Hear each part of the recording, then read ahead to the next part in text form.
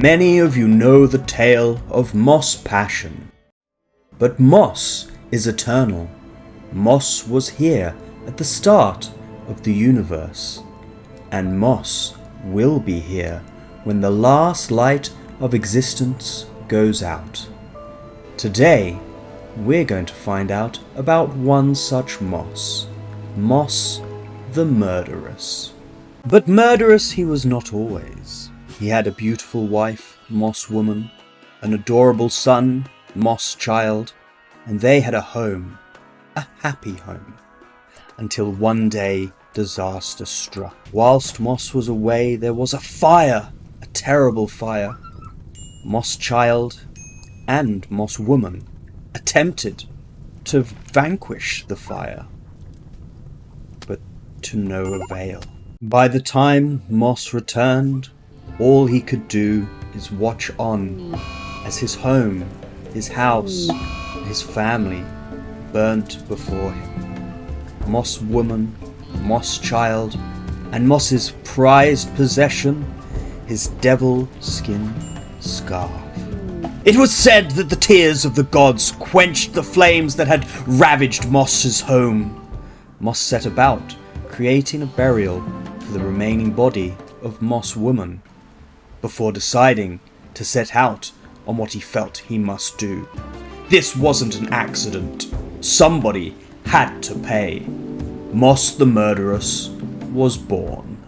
We join Mos the Murderous a few years later, after the world had started to recover to the point of overcrowding, but Mos was still on his mission. Though his skills had improved, he had been augmented, he still continued his daily task. Because a daily task is what it had become. As the years passed by, Mos had got numb, dull to the world around him.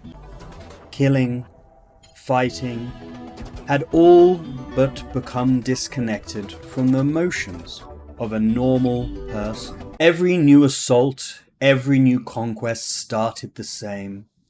Mos would arrive at their location. They would take time to gather themselves before launching their futile onslaught against the power of murderous Mos. Always the same start, always the same outcome. Mos was organized, methodical, routine-like when it came to this adventure. The finish, always the same, a pile of bodies laid neatly amongst where they used to call home. But don't let the idea that this was routine or methodical suggest that this tale is boring. To the outside observer, Mos was nothing less than a murderous artist. His wars that he waged, often grossly outnumbered, was a thing of beauty to watch as an outsider, a bystander, someone that the consequences had no effect on. Mos was magical in murder. He was the distributor of death.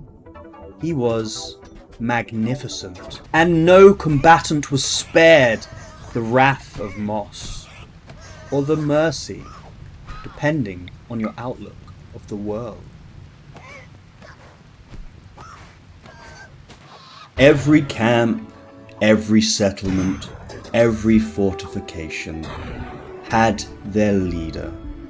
Mos knew he needed to cut off the head to ensure nothing that befell him would befall another. Whilst many claim to have defeated Mos the Murderous, how much of these claims can you believe? For Mos is eternal. This has been the tale, the fable, the warning of Mos. Mos the Murderous.